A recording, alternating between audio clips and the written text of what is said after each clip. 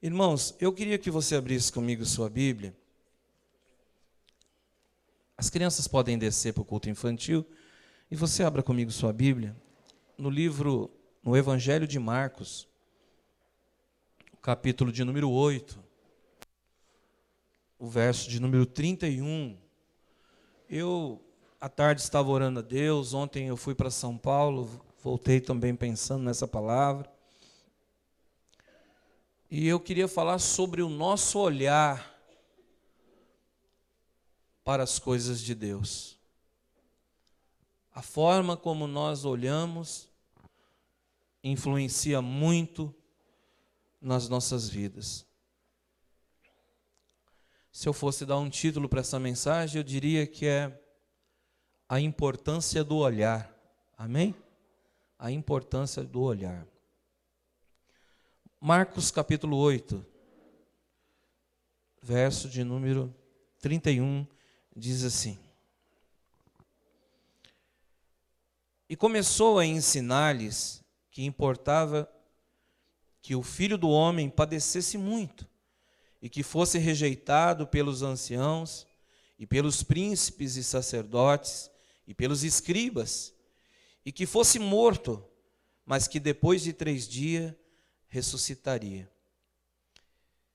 E dizia abertamente estas palavras, e Pedro tomou a parte e começou a repreendê-lo, mas ele, virando-se e olhando para os seus discípulos, repreendeu a Pedro, dizendo: Retira-te diante de mim, Satanás, porque não compreendes as coisas que são de Deus, mas as que são dos homens.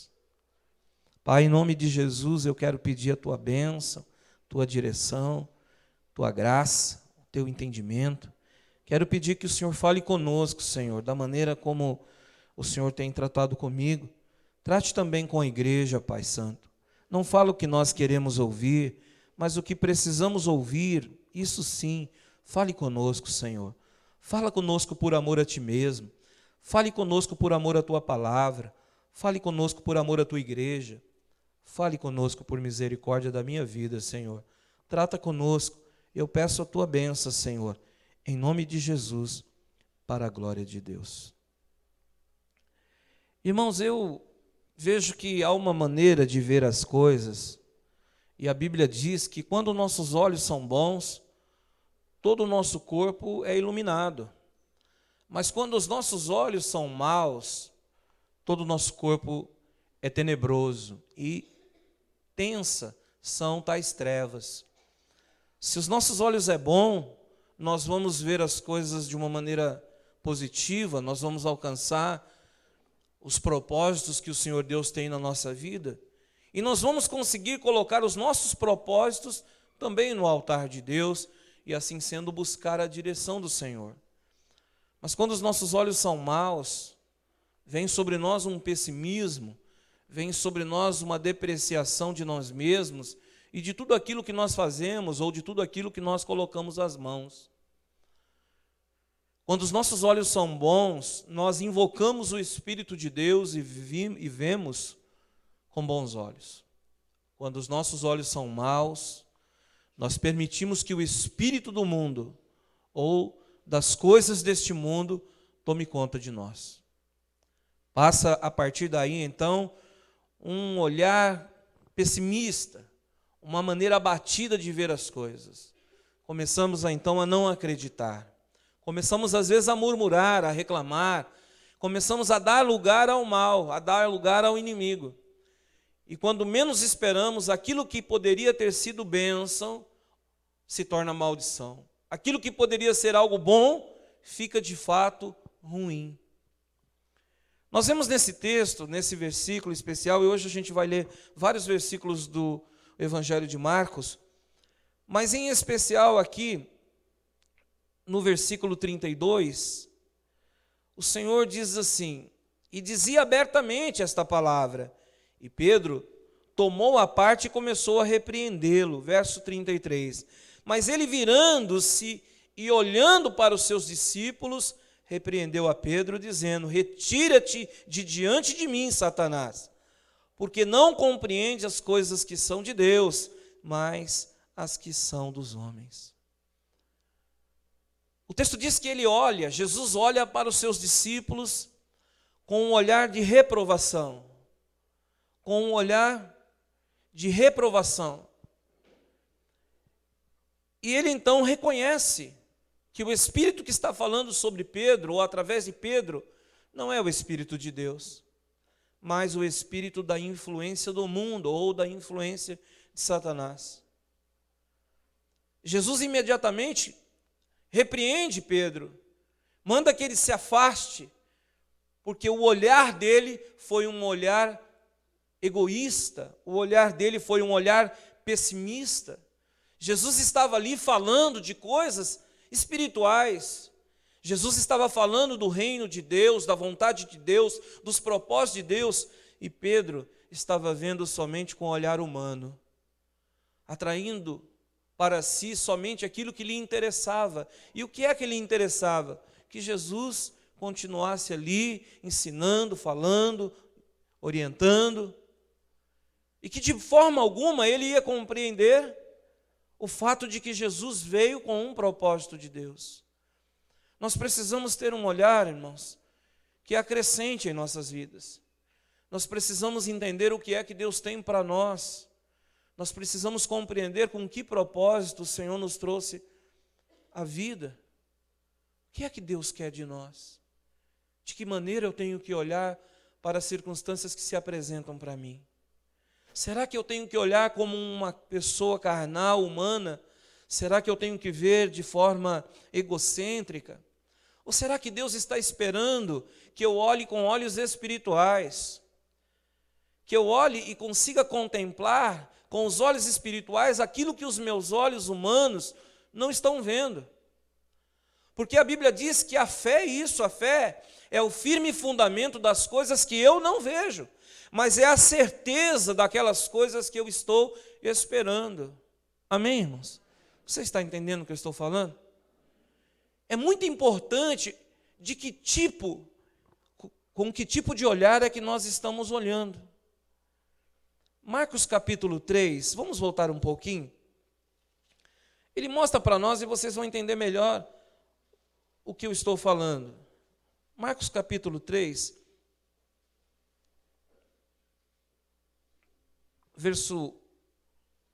capítulo 3, versículo 1 ao versículo 5 diz assim: E outra vez entrou na sinagoga e estava ali um homem que tinha uma das mãos mirradas e estava observando se curaria no sábado para acusarem. E disse ao homem que tinha a mão mirrada: Levanta-te e vem para o meio. E perguntou-lhe: É lícito no sábado fazer o bem ou fazer o mal? Salvar a vida ou matar? E eles calaram-se. Verso 5. E olhando para eles e em redor, com indignação, condoendo-se da dureza do seu coração, disse ao homem: Estende a tua mão. E ele estendeu, e foi-lhe restituída a mão, sã como a outra. Verso 5. E olhando para eles em redor, com indignação. De novo eu queria aqui trocar essa palavra, porque do original para a língua portuguesa deram essa palavra indignação. Mas no mesmo versículo não parece indignação, porque ele diz: olhando para eles em redor com indignação, condoendo-se da dureza do seu coração, ou seja, movendo-se da dureza do coração. Indignação é ficar indignado, não é? Ou alguém que não é digno de receber algo de bom. Então, quando a gente fica indignado com alguém, a gente está disposto a negar alguma coisa àquela pessoa. E Jesus nunca quis negar nada a ninguém. Mas nós podemos entender aqui que o olhar de Jesus foi um olhar de reprovação, reprovando a atitude dos fariseus que estavam ali. Porque eles estavam procurando uma maneira de prejudicar o Senhor, eles estavam procurando uma maneira de pegar o Senhor Jesus em alguma palavra atravessada para que pudessem condená-lo à morte. O Senhor conseguia ver a dureza do coração deles. E o Senhor olha então com um olhar de reprovação a eles. Às vezes a gente olha com um olhar de reprovação às coisas. Mas a gente precisa saber que tudo aquilo que é presente não é permanente. Jesus viu o olhar deles, olhou a eles com um olhar de reprovação, porque viu, sentiu o que eles estavam ali pensando, falando entre si, ou pensando em seus corações. É como se Jesus, ao olhar para eles, percebessem a forma pessimista, a forma destrutiva com que eles estavam olhando. É como se eles estivessem olhando e falando: presta atenção nele, porque senão ele chama alguém no cantinho, faz uma cura e nós não vamos nem ver. E nós precisamos ver para que tenhamos alguma coisa para fazer ou falar contra ele.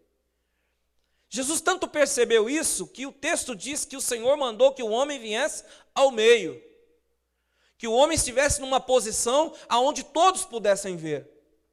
E Jesus então faz essa colocação e diz: escute, é lícito fazer bem no sábado ou é lícito fazer mal? E eles não falaram nada, mas o olhar deles diziam. Jesus está percebendo o olhar deles. Jesus está vendo a dureza do coração deles. E Jesus então diz para o homem: estende a sua mão. E o homem estende a mão ressequida. Eu não sei como é uma mão ressequida, mas deve ser uma mão torta. E ele apresenta a mão ressequida para Jesus. E o Senhor Jesus faz um milagre, a sua mão se torna sã como a outra, diz o texto. Sabe, irmãos, às vezes o Senhor fica esperando que nós apresentamos ao Senhor os nossos problemas, como aquela mão ressequida, com um olhar de que algo vai acontecer, com um olhar de que o Senhor pode mudar a nossa vida, que o Senhor pode mudar as nossas circunstâncias, que o Senhor pode transformar, que o Senhor pode trazer, como disse a Dani, à existência as coisas que não existem. O Senhor só pode fazer um milagre em nossas vidas no momento que nós cremos e expressamos o que cremos com o nosso olhar, com a nossa maneira de ver as coisas. Sabe, às vezes a luta vem, a adversidade vem, bate a nossa porta e o nosso olhar é que está tudo perdido, é que está tudo acabado, é que não é possível resolver os problemas. Mas o Senhor nesta noite fala ao meu coração para dizer ao teu coração: o Senhor pode mudar isso. Tenha um olhar diferente, olhe para as coisas de uma maneira diferente. Todas as coisas contribuem, diz a Bíblia, juntamente para o bem daqueles que amam e temem ao Senhor. Às vezes você está esperando que uma grande porta se abra e abre uma porta pequenininha. Mas olhe para esta porta pequenininha com fé, porque ela pode se transformar numa grande porta. Pois eu sei que o Senhor Jesus abre porta dentro de porta. Amém, irmão? Ele abre uma porta pequenininha, uma porta média e vai abrir a grande porta que você espera. Mas olhe com um olhar ambicioso. Tenha ambição no bom sentido da palavra, de ambicionar, de desejar, de acreditar. Olhe com um olhar de quem crê. Porque Deus pode pôr as pessoas certas na hora certa para fazer aquilo que é certo ao seu favor. Você crê nisso, irmão? Porque é isso que Deus quer fazer na sua vida. Deus quer fazer coisas grandes e firmes que você nem imagina. Às vezes você quer resolver um problema agora e você pega toda a sua energia e joga em cima daquele problema. Não é esse problema, eu tenho que resolver esse problema. Você não vê mais nada, você só vê o problema. E você diminui Deus porque o problema ficou grandão. E Deus faz só assim, ó. Aquilo que era um problema, deixa de ser.